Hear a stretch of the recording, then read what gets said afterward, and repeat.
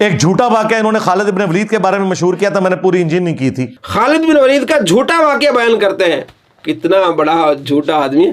کہتے ہیں خالد بن ولید کا جھوٹا واقعہ بیان کرتے ہیں. اس پر مفتی راشد صاحب نے اس کی اچھی ٹکائی کی ہے.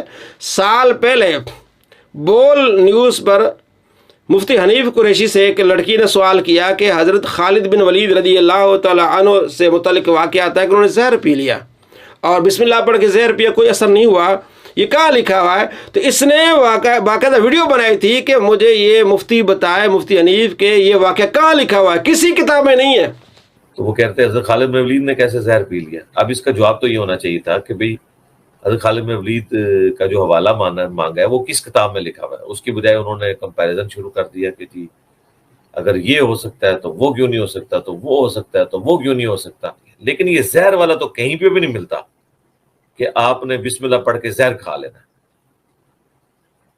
یہ حوالہ دینا بھئی ہم نے یہ تو یہ کہا ہی نہیں ہے.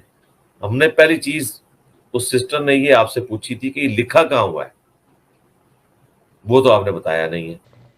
پہلے اس نے اس واقعے کا انکار کیا کہ زہر والا واقعہ کسی کتاب میں نہیں ہے. پھر مفتی راشد صاحب نے پوری ایک لسٹ لگا کے بتائی، جناب یہ فلاں فلاں کتاب میں ہے. ایک وہ کتاب ہے جس کا یہ کتاب اٹھا کے اس کا جو ہے وہ تعارف بیان کرتا ہے کہ یہ کتاب فضائل صحابہ حضرت امام احمد بن حنبل کی کتاب ہے، اس میں حدیث کو صحیح و ضعیف لکھا گیا. بڑی پیاری کتاب ہے فضائل صحابہ.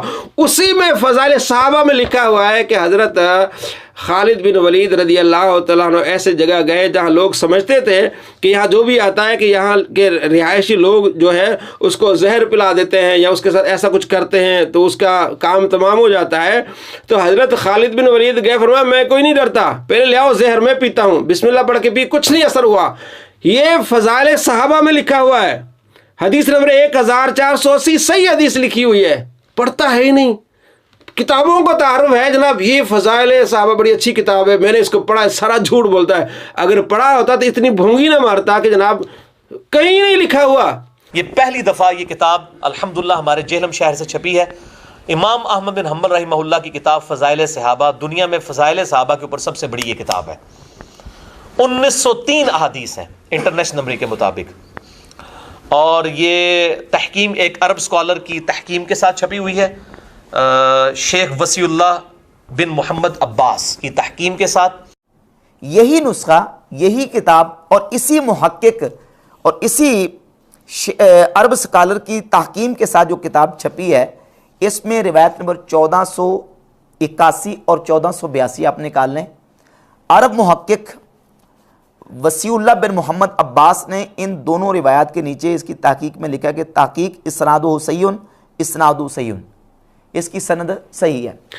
اور مصنف ابن ابی شیبہ میں حدیث 34419، مسند ابو یعلا میں حدیث 7181، معجم کبیر میں، دلائل نبوہ میں، فتح الباری میں، عمدۃ القاری میں، الاصابہ ابن حجر اسقلانی کتاب ہے، اس میں یعنی کہ 15 کتابوں کے حوالے موجود ہے جس میں یہ واقعہ موجود ہے.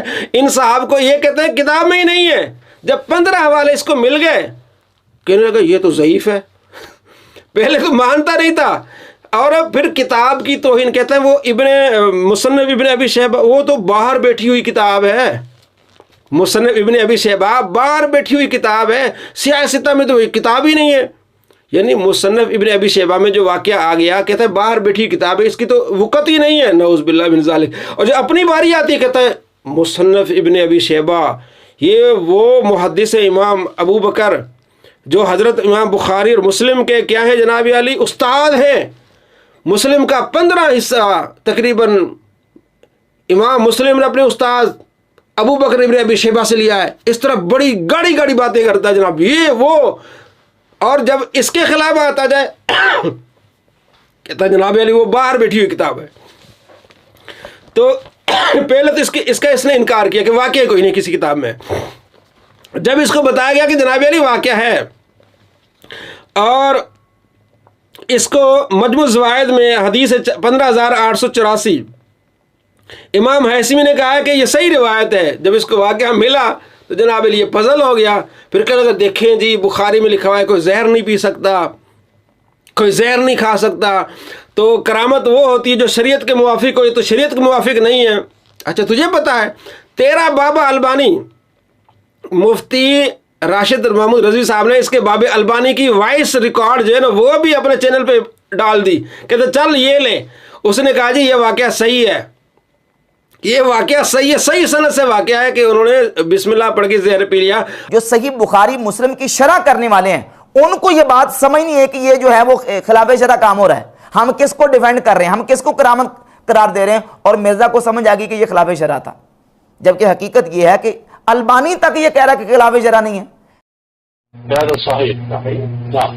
هذا الإقدام على العمل الذي أقدم عليه خالد بن الوليد ليس إقداما بناء على تجارب سابقة، وإنما هو ثقة منه بالله عز وجل، وهذا من الأمور الخارقة للعادة التي لا يقاس عليها ولا يجوز أن تتخذ أصلا يبنى عليه. والناس في مثل هذه القصة، قصة استيفاء خالد السم، على طرفي نقيض، فمنهم من ينكر ذلك وهو ثابت عنه في السند الصحيح، ومنهم من يجعل ذلك أصلا لمثل هذا الضلال الذي أبطلناه آنفا. فلا هؤلاء أصابوا ولا هؤلاء أصابوا. قصة خالد الوليد بابتلاعه للسم كقصة مشي العلاء الحضرمي على ماء البحر حتى وصل إلى الشرط الثاني، فكان ذلك كافيا لحمل المشركين والكفار هناك على الإسلام حينما رأوا مثل هذه الكرامة. فالأمور التي تجري على خلاف السنن العامة المعروفة هي أمور على خلاف القاعدة، وما كان على خلاف القاعدة. अब पहले अपने बाबे पर हुक्म लगाओ कि तेरा बाबा इसको सही क्यों कहता है, शरीयत के खिलाफ है तो इसका बाबा इसको सही क्यों कहता है। इब्न हजर अस्कलानी इसको करामत मानते हैं, उम्दतुल कारी में इमाम आइनी इसको करामत मानते हैं, इमाम अहमद बिन हम्बल इसको करामत मानते हैं, यानी दर्जन एक मुहद्दिसीन इनको इसको करामत मानते हैं। इसने इनकार किया हुआ क्यों? क्योंकि ये करामात का मुनकिर है। जो करामात का मुनकिर होता है वो क्या होता है, वो गुमराह हो जाता है, क्योंकि करामात कुरान से साबित है, करामात अहादीस से साबित है। तो इसने करामात का इनकार करके अपनी आखिरत बर्बाद की है। हक खतीब के मुखालिफ जाके इसने अपनी आखिरत बर्बाद की है। नबी सल्लल्लाहु तआला अलैहि वसल्लम के सहाबा से करामात, हज़रत आसिम रदी अल्लाह तआला अन्हु, नबी सल्लल्लाहु तआला अलैहि वसल्लम ने उनको भेजा था कुफार की मालूमात लेने के लिए, तो वो शहीद हो गए। ये बुखारी में हदीस है 3045। तो कुफार को जो पता चला कि इस बंदे ने जंगे बदर में हमारे बंदों को मारा था, तो उन्हें पता चला कि ये बंदा शहीद हो गया आसिम। तो उसका मुसला करने के लिए मक्के से काफिर आए जहाँ वो शहीद थे, ताकि उनका मुसला करें, उनका कोई उज़्व काट के ले जाए। तो जैसे उनकी लाश के करीब गए तो भीड़ों ने घेरा पा लिया, कोई काफिर भी उनकी लाश तक नहीं पहुंचा। अल्लाह ने उनकी लाश को महफूज फरमाया। ये होती करामत। ये नहीं बयान करेगा, ये कहता करामत सिर्फ दुआ है। उस लाश ने कौन सी दुआ मांगी थी बताएं? हज़रत आसिम की लाश ने कौन सी दुआ मांगी थी? ये क्या सिर्फ करामत सिर्फ दुआ होती? ये नहीं आप समझे, कुरान का भी इनकार कर रहा है, हदीस का भी ये इनकार कर रहा है। तो आसिफ बिन बरखिया ने कौन सी दुआ मांगी थी? वो कहते पलक झपकने से पहले ही तख्त आ जाएगा। न दुआ का जिक्र है, न उन्होंने हाथ उठा के दुआ मांगी। अल्लाह के वली ने करामत का ज़ुहूर हुआ, जनाब अली, वो तख्त सामने आ गया।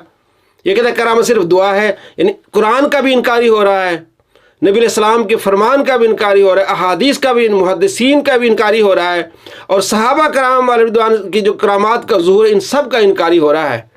जो करामात का इनकारी है वो गुमराह है। जो गुमराहों के साथ जाएंगे वो अपनी आखिरत का सोचें कि ऐसे गुमराह की जब बातें सुनेंगे आप भी गुमराह हो जाएंगे और फिर आखिरत हो जाएगी तुम्हारी बर्बाद। अल्लाह तबारक व तआला ऐसे शरीर के शर से आपको महफूज फरमाए।